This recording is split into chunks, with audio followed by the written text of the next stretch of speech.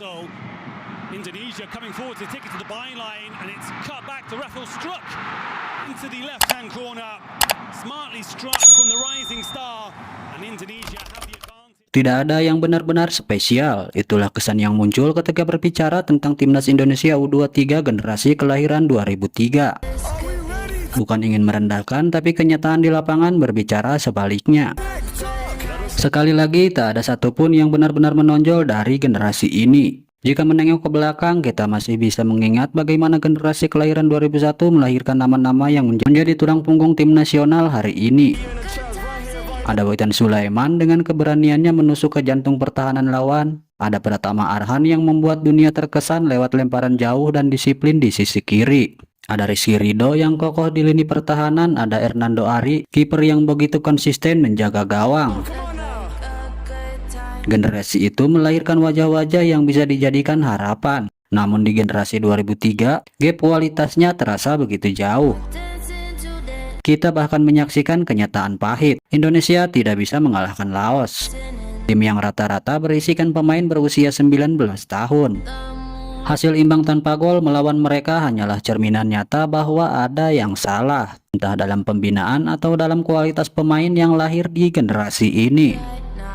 5 pertandingan terakhir menjadi bukti tak ada satupun gol yang tercipta dari open play. Kemenangan tipis melawan Filipina hanyalah hadir lewat gol bunuh diri lawan. Melawan Malaysia hasilnya buntu tanpa gol. Kontra Thailand, satu-satunya gol datang dari situasi bola mati, sebuah sepak pojok.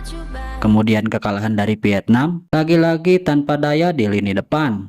Dan terakhir imbang melawan Laos tanpa satupun gol tercipta.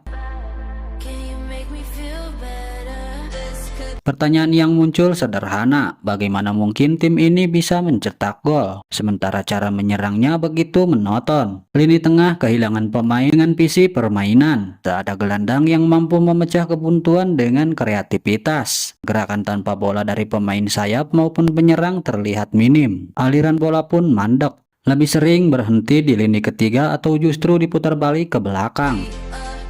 Inilah wajah permainan timnas U23 hari ini. Serangan tanpa variasi, tanpa kejutan, tanpa nyawa. Namun menyalahkan pelatih sepenuhnya bukanlah jawaban, karena bahkan dengan perubahan taktik atau pergantian strategi, kualitas individu para pemain tetap menjadi masalah utama. Generasi 2003 ini mau tidak mau harus diakui adalah generasi yang sangat kurang. Bahkan jika diganti dengan pemain lain seusia mereka, siapa yang benar-benar lebih baik? Pertanyaan itu sulit dijawab dengan optimisme. Lalu di mana peran pembinaan PSSI? Bukankah tugas federasi adalah memastikan regenerasi berjalan mulus, agar setiap kelompok umur melahirkan pemain-pemain dengan kualitas lebih baik dari sebelumnya? Kenyataannya kita justru menyaksikan kemunduran.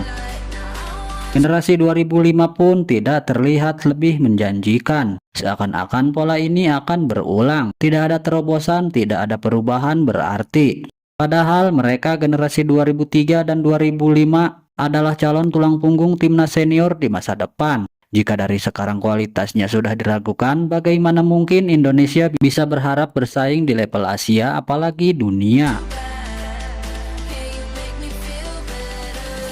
Kondisi ini semakin terasa berat ketika melihat situasi di turnamen sekarang. Indonesia dihadapkan pada jalan yang hampir mustahil. Harus mengalahkan Korea Selatan. Bukan hanya itu, bahkan hasil imbang sekalipun sama saja, artinya dengan pulang lebih cepat. Sebuah ironi karena di edisi lalu, Indonesia berhasil menembus semifinal Piala Asia U23. Kini untuk sekadar lolos ke putaran final saja terasa begitu berat. Semua ini seolah menjadi cermin bahwa ada masalah besar dalam sistem pembinaan sepak bola kita. Talenta muda lahir tetapi tidak berkembang sesuai kebutuhan permainan modern. Klub-klub di tanah air tidak memberikan menit bermain cukup bagi pemain muda. Akademi-akademi berjalan tetapi tidak mencetak pemain dengan kualitas internasional. Akibatnya, timnas di level U23 tampil apa adanya. Tak ada kreativitas, tidak ada variasi, tidak ada pembeda, hanya sekadar berlari, mengoper lalu kehilangan bola. Pada akhirnya, sepak bola adalah tentang regenerasi. Jika pondasi yang diletakkan sejak dini tidak kokoh, maka hasilnya akan selalu rapuh. Generasi 2001 mungkin masih bisa memberi harapan, tapi setelah itu jurang yang terbuka semakin terlihat lebar. Kini pertanyaan terbesar adalah, apakah kita akan terus berada di siklus yang sama? Apakah PSSI akan menutup mata, puas dengan pencapaian sesaat, lalu mengabaikan pondasi yang jauh lebih penting? Karena tanpa pembinaan yang serius, tim nasional hanya akan jadi tim yang hidup dari satu generasi emas ke generasi emas berikutnya, tanpa kesinambungan. Dan ketika generasi emas itu habis, yang tersisa hanyalah kekecewaan.